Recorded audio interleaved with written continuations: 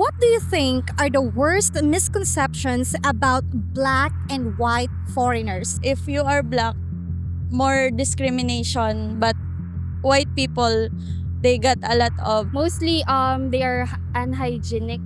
Some people say white foreigners are softer and easier to fool, while black foreigners are more strict and aggressive. Do you think that's true or just a misconception? Who would you personally date? The black man or the white man? What is your name and how old are you? Roma, I'm 24. Roma, what do you think are the worst misconceptions about black and white foreigners? For white foreigners, they're like banks for Filipinos or for Asian. For example, Filipinos will see example women with foreigners, example men. What I saw on the internet on Facebook, this one photo of a foreigner with a Filipino family, and they were saying that this certain foreigner is the one who paid all the expenses that for the yes. Yeah. For the food.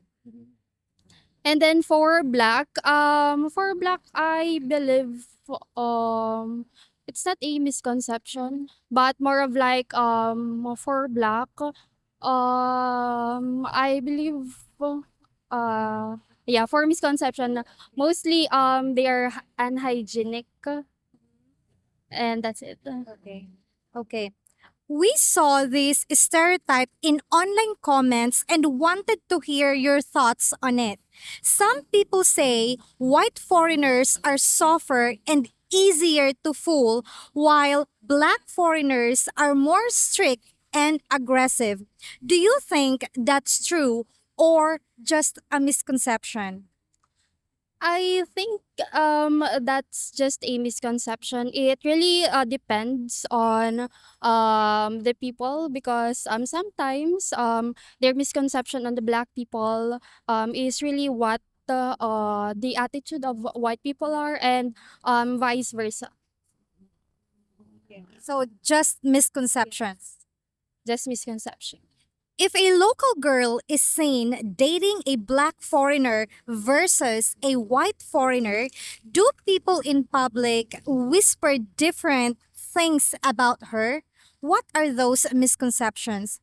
Yes. One of the most popular is that may nakaangat na naman, or more like someone from poverty is raised from poverty because of the foreigner that she's with.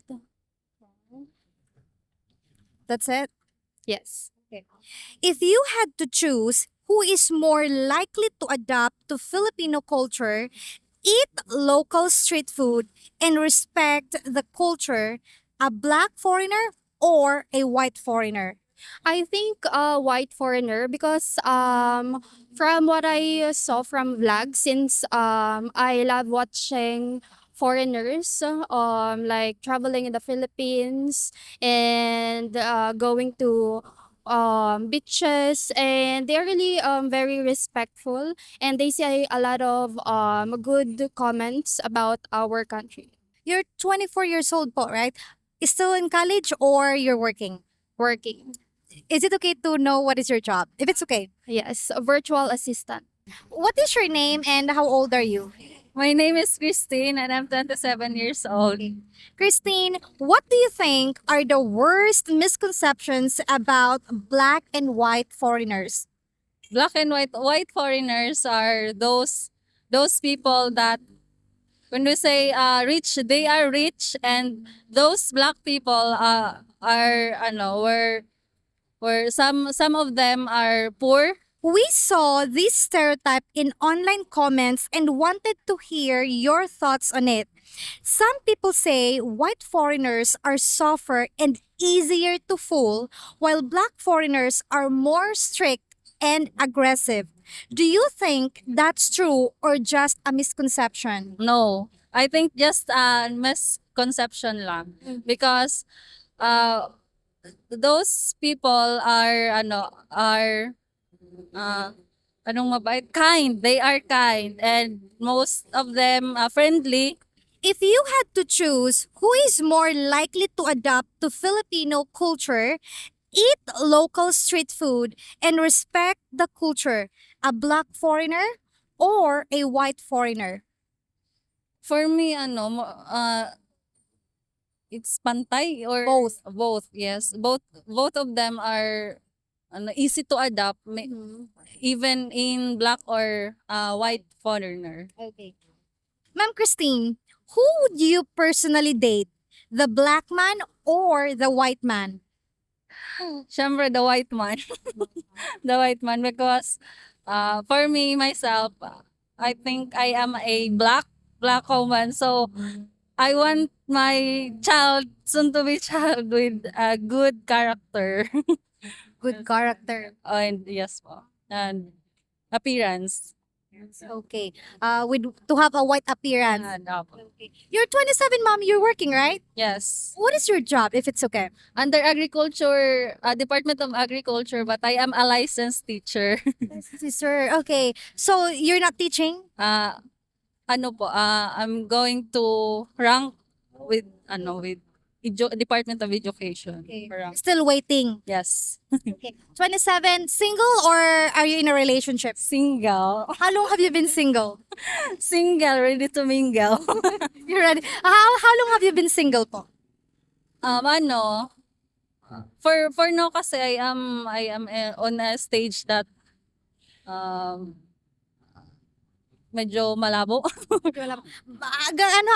Kasuring ka pa single. How long? How long you been single? Since for now kasi I have my my boyfriend or Oh, you have a boyfriend. so So you're taken. single, status single. You means you're not married. Okay. This is the another thing about we interviewed a lot of Filipinas before. They always say like, "Oh, I'm single, I'm single." And then we found out after they have a boyfriend, they mean they're not married. Okay. No. Okay. Okay. You're from here from Naga or from somewhere? Masbate. What is your name and how old are you? Mylene, 24 years old. Mylene, what do you think are the worst misconceptions about black and white foreigners? English one. Um, being racist on Filipino, because they said that black people cannot be work with white people, like that. Here in the Philippines, they said that um if you are black, more discrimination they got, but white people, they got a lot of compliments rather than black people. We saw this stereotype in online comments and wanted to hear your thoughts on it. Some people say white foreigners are softer and easier to fool, while black foreigners are more strict and aggressive. Do you think that's true or just a misconception? Just a misconception, because um I'm also a student, and I have a classmate who is black people, and they are so very generous, and also the same with white people, and I don't think that they are bad. That's only a misconception. Just misconception. Okay. If a local girl is seen dating a black foreigner versus a white foreigner, do people in public whisper different things about her? And what are those misconceptions? Um, a lot of people, I actually see a lot of people that is dated with white and black people, but I don't hear whispering regarding bad, because um I look personally, I look people on their good side. So I don't really hear or anything negativity regarding those dating people po. Okay. You don't hear any what do you call this, like negative things about Filipina dating a black foreigner. Foreigner, black or white people. Okay. Okay. If you had to choose who is more likely to adapt to Filipino culture, eat local street food, and respect the culture, a black or a white foreigner? Here in the Philippines, as I observe, they are both tried local street foods. I don't see people that is not like white people. I don't really see them as like maarte or what. The same with black people. So I don't see anything na um against about eating street foods because as they stay here in the Philippines, they want to try our local street foods. The same with us. We want to try what they are offering. So I don't see anything that is bad regarding trying about our local street foods. Trying street foods or the culture? Yes. Okay, who is more to adapt about it's even.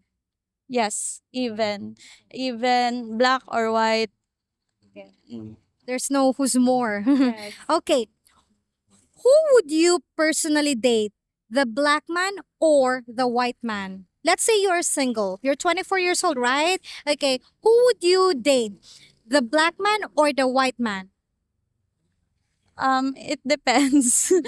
It depends of if um as I said before, I'm not looking into what, but I'm looking into kindness of people.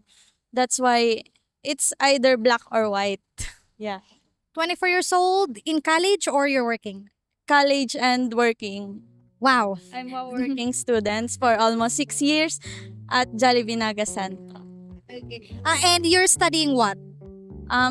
Bachelor of Science in Hospitality Management. Well, anyway, thank you so much. We really appreciate your time and your honesty. Thank you. You're welcome. Hi, everyone. Hopefully, we have earned your subscription. And also, if you want extra videos, please consider becoming a YouTube member where members have access to over 100 exclusive videos. Thank you for watching and take care, everyone. Bye bye.